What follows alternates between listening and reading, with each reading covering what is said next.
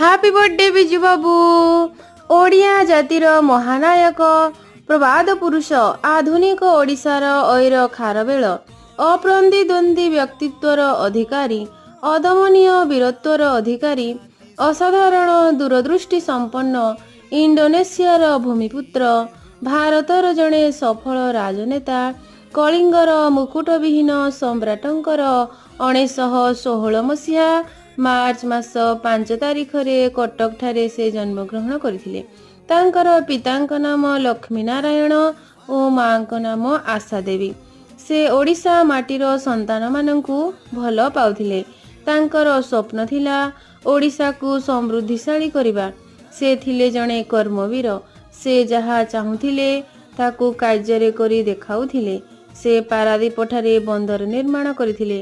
ଚୌଦ୍ୱାରଠାରେ OTM ଲୁଗାକଳ ନିର୍ମାଣ କରିଥିଲେ।